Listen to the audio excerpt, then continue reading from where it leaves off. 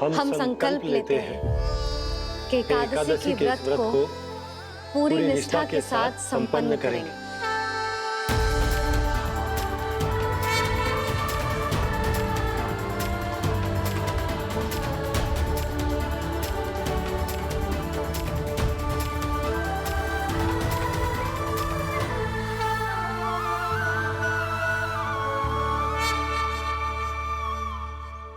तुलसी जी के पत्ते तो हैं ही ना। श्री नारायण को तुलसी जी के पत्ते के बिना भोग ना चढ़तो है। जानकी, तुलसी के पत्ते कहाँ हैं? भाभी, मैं तो कब से यही पूछना चाह रही थी कि तुलसी के पत्ते लाऊं क्या, पर आप तो व्यस्त थी ना। तुझे कितनी बार समझाओ है ना, यदि तेरे कछु करने से किसी और की कोई हानि ना हो रही हो या किसी के अच्छे कार्य में सहायता हो रही हो तो मुझसे आज्ञा लेने की आवश्यकता ना है। समझ गई भाभी, आगे से जाना उनको। ले अभी लेकर आती हूँ।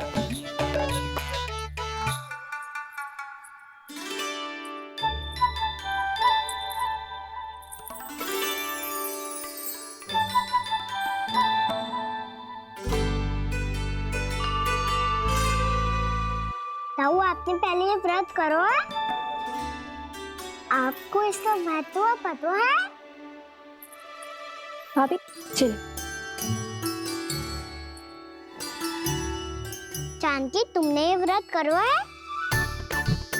फिर तुमको इसका महत्व पता है? सुमति जी, आपको पता है इसका महत्व?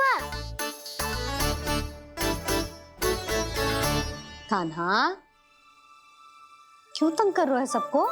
मैया, सबने करो ये व्रत, मुझे भी करना है।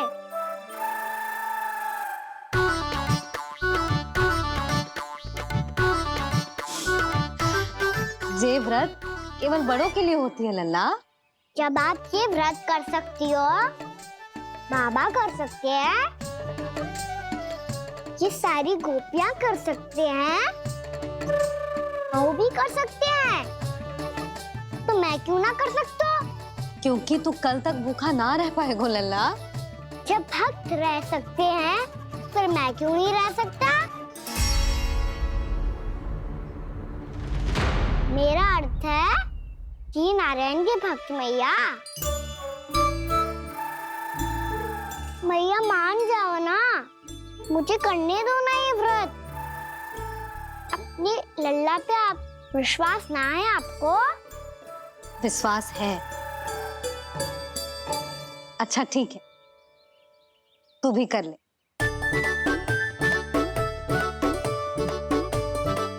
पर मैया, व्रत की कथा तो सुनाओ, मैं तो अबध हूँ ना।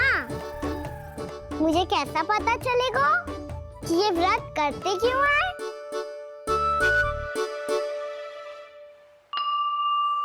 प्रभु, मुझ अबोध को कैसे पता चलेगा कि इस व्रत का क्या विधि विधान होता है और क्यों रखा जाता है और इसका महत्व क्या होता है?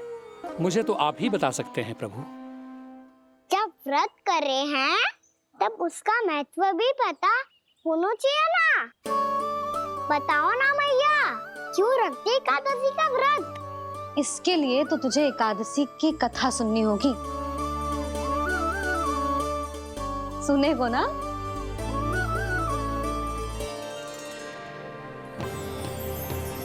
वसुदेव सुतं देवं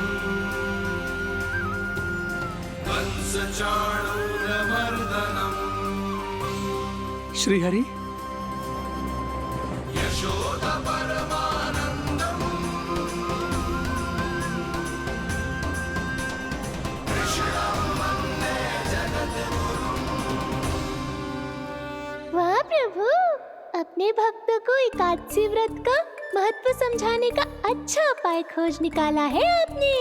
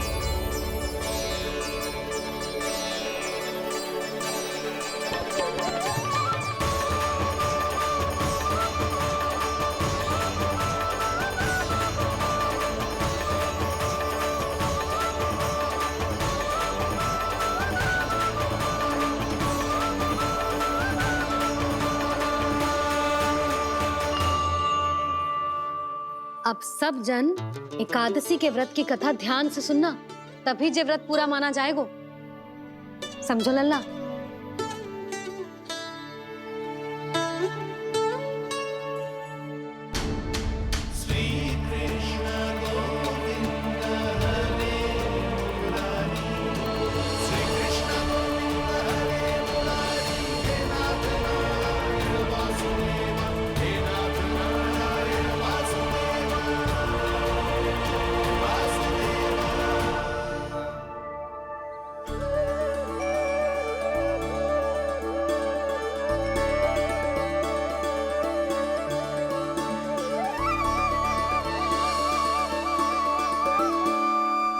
सतयुग में चंद्रावती नाम के नगर में मूरा नाम का एक असुर राज्य करता था।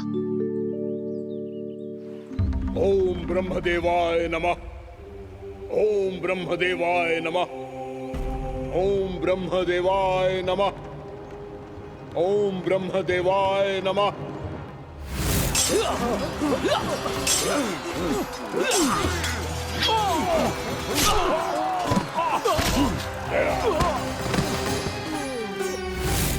ओम ब्रह्मदेवाय नमः। ओम ब्रह्मदेवाय नमः। जब उसने देवताओं के हाथों असुरों की पराजय देखी, तब वो वरदान पाने के उद्देश्य से ब्रह्मा जी की तपस्या करने चला गया।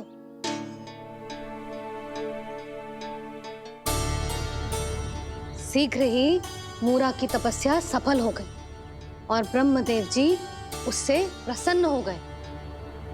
ओम ब्रह्मदेवाय नमः। ओम ब्रह्मदेवाय नमः। ओम ब्रह्मदेवाय नमः। ओम ब्रह्मदेवाय नमः। ओम ब्रह्मदेवाय नमः। ओम ब्रह्मदेवाय नमः। ओम ब्रह्मदेवाय नमः। ओम ब्रह्मदेवाय नमः।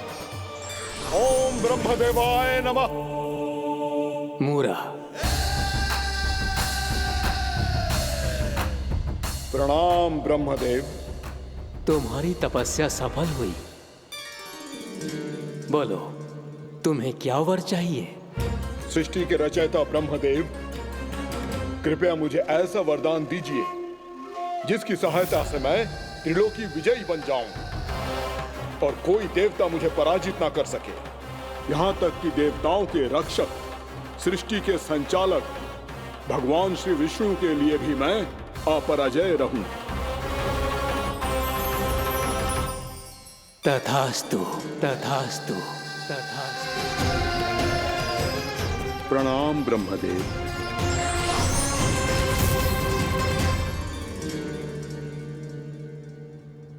ऐसा वरदान पाकर मूरा बहुत अभिमानी होगा।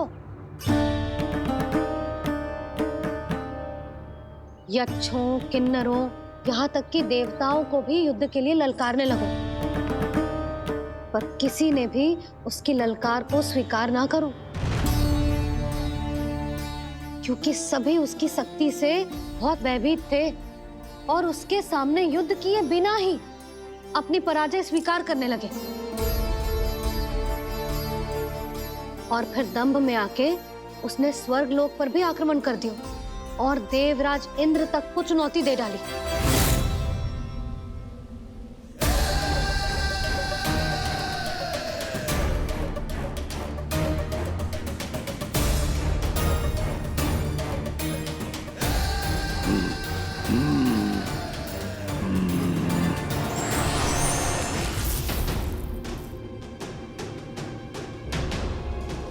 मैं प्रतीक्षा कर रहा हूं देवराज, क्या उत्तर है तुम्हारा? मुझसे युद्ध करोगे या फिर बिना लड़े ही पराजय स्वीकार कर मेरे अधीन हो जाओगे और सौंप दोगे मुझे अपना ये स्वर्ग लोक? सारी शक्ति तुम्हारे मुख में है या कुछ बाहुबल भी है तुम्हारे पास? मैं तुम्हारी चुनौती स्वीकार करता हूं मूरा। मैं तुम्हारी चुनौती स्वीकार करता हूं मूरा।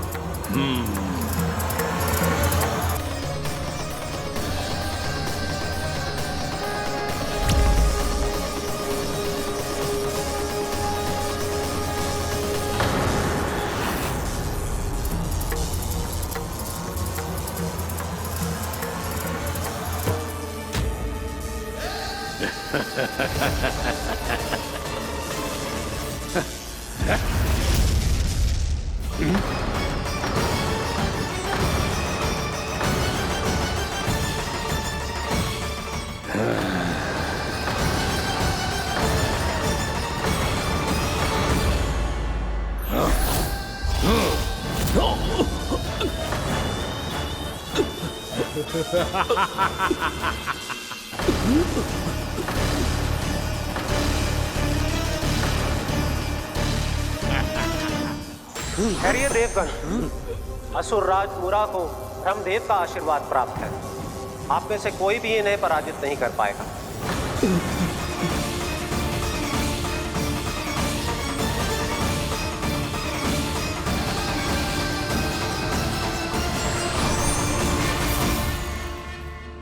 एक अवसर और देता हूं देवराज। युद्ध या अधीनता, क्या उत्तर है तुम्हारा देवराज?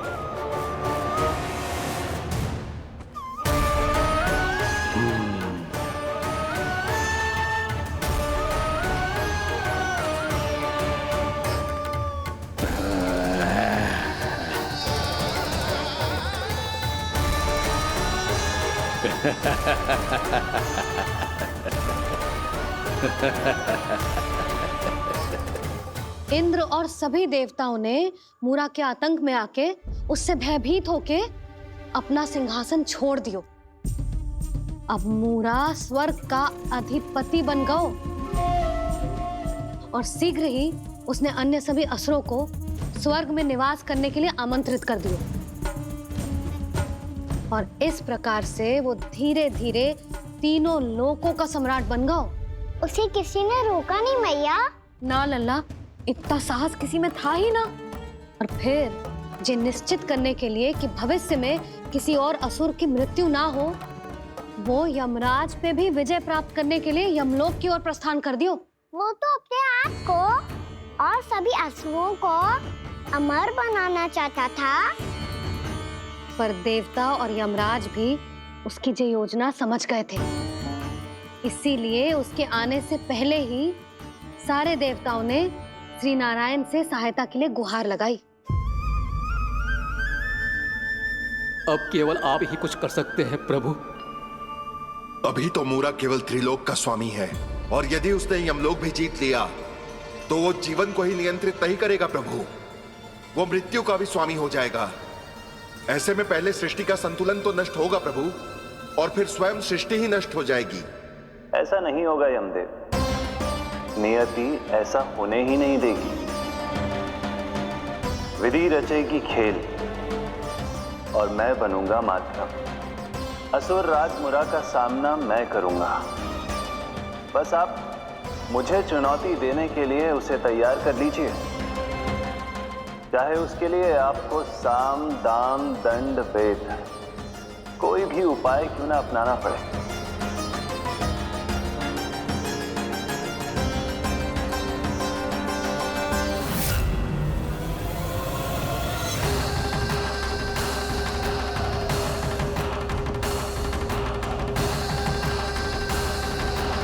आप तो मेरी प्रतीक्षा में पहले से ही खड़े हैं यमदेव। तब तो आपने मेरी चुनौती के बारे में भी सुना ही होगा। कहिए, क्या उत्तर है आपका? मेरा स्वागत करके अपना राज्य त्यागेंगे या मेरा सामना करके अपने प्राण? असुर राज मुरा का सामना मैं करूंगा। बस आप मुझे चुनौती देने के लिए उसे तैयार कर लीजिए, चाहे उसके लिए आपको साम दाम दंड भेद कोई भी उपाय क्यों ना अपनाना पड़े।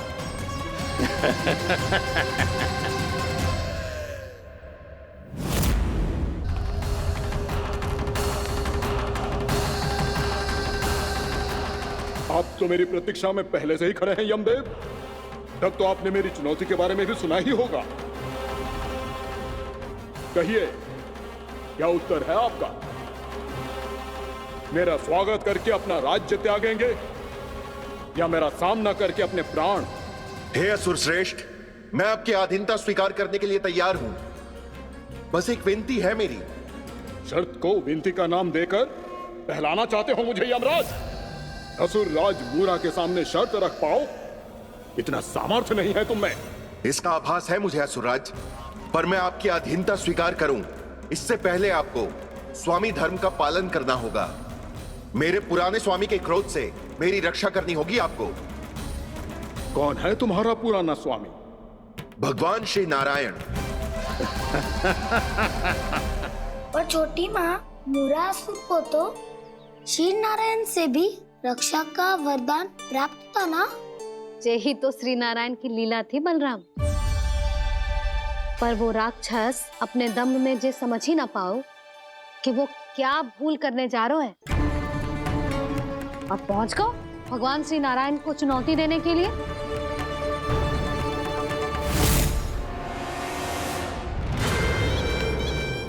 वहीं ठहर जाओ असुर राज मूरा।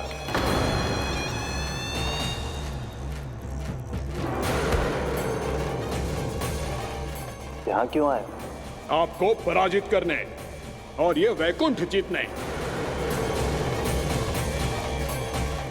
ताकि मैं यमलोक का स्वामी बन सकूं।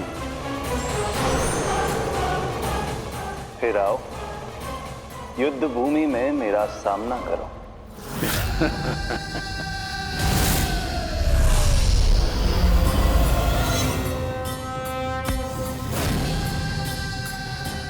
ये नहीं जानते कि इनसे ना हारने का वरदान तो मैं पहले ही प्राप्त कर चुका हूं। इसलिए युद्ध ठीक से आरंभ हो पाए उससे पहले ही इन्हें जीत लूंगा मैं।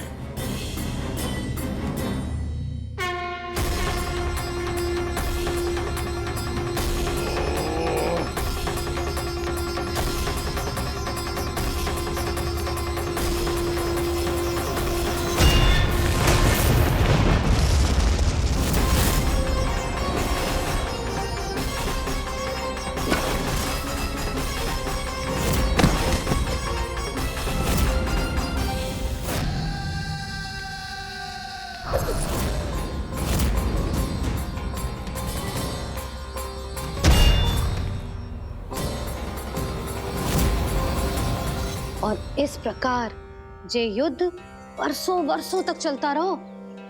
दोनों योद्धा पूरे ब्रह्मांड में अनेक अस्त्रों शस्त्रों के साथ युद्ध करते रहे।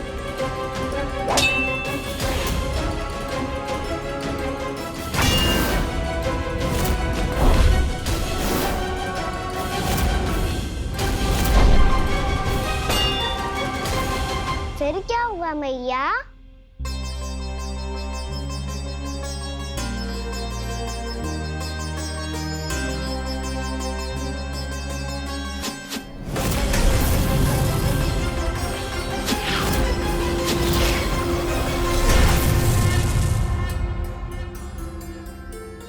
उस युद्ध को कभी समाप्त हुआ हो, पर कैसे?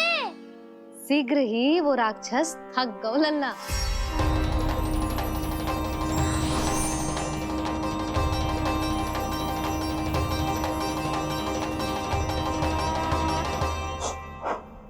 खड़े खड़े देखते रहे हैं नारायण। आक्रमण कीजिए,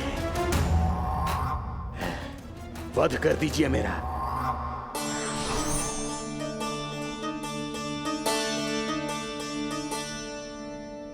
मैं तुम्हारी वीरता से प्रभावित हूं, इसीलिए इतनी थकान की स्थिति में मैं तुम जैसे वीर पर आक्रमण नहीं करूंगा। जाओ विश्राम करो। यदि फिर से युद्ध करने की इच्छा हो तो तुम्हारा स्वागत होगा।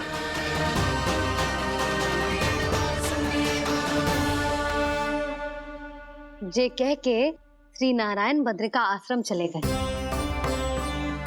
और वहां हिमवत नाम की एक कंदरा में ध्यान लगा के बैठ गए।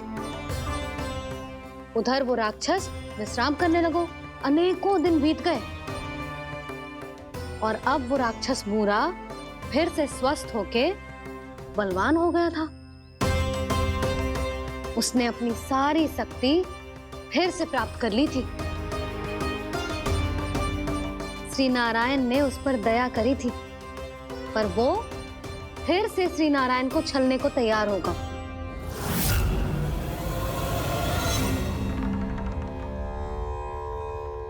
ध्यान में बैठे बैठे श्री नारायण योग निद्रा में चले गए, पर दुष्ट मूरा इसी अवसर का लाभ उठा के उनकी कंदरा में घुस आयो, ताकि वो सोते हुए श्री नारायण पे आक्रमण कर सके।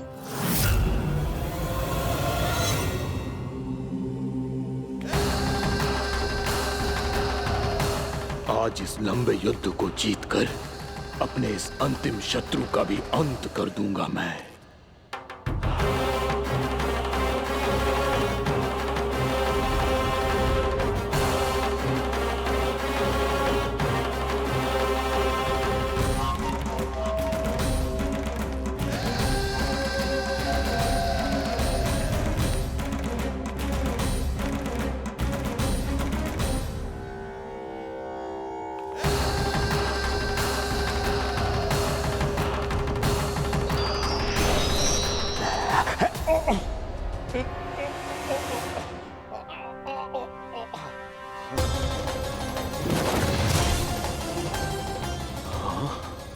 दुष्ट राक्षस, प्रभु ने तुझ पर दया की, तुझे संभलने का अवसर दिया। तू इन्हीं पर ही छल से वार करने चला है।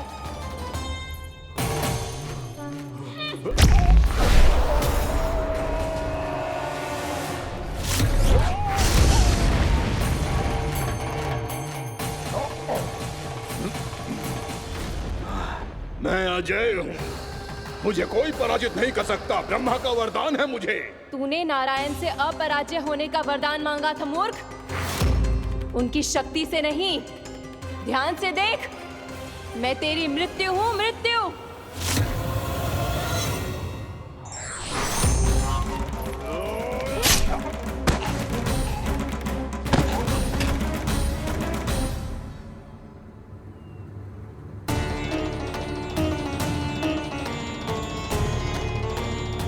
वो देवी कौन थी छोटी माँ?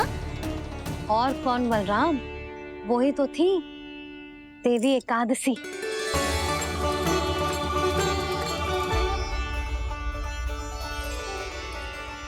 मुझे क्षमा कीजिए प्रभु, आपकी आज्ञा के बिना ही युद्ध करके आपके शत्रु को मृत्यु के घाट उतार दिया।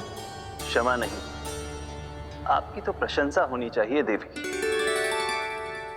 असुर राज को मारकर आपने सभी देवताओं को मुक्त करवाया है। इस पापी के अहंकार से तीनों लोकों की रक्षा की है आपने।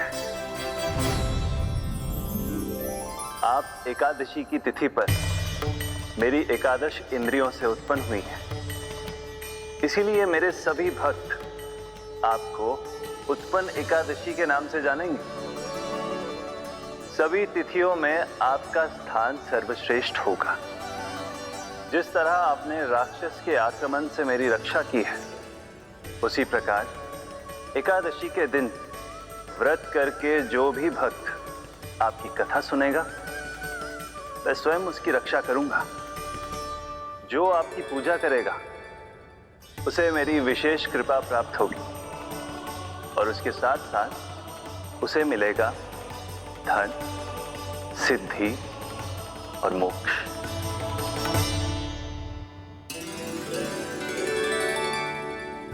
इसीलिए आज के दिन व्रत रखने का बहुत अधिक महत्व होता है। बोलो एकादशी मैया की जय। बोलो श्री नारायण भगवान की जय।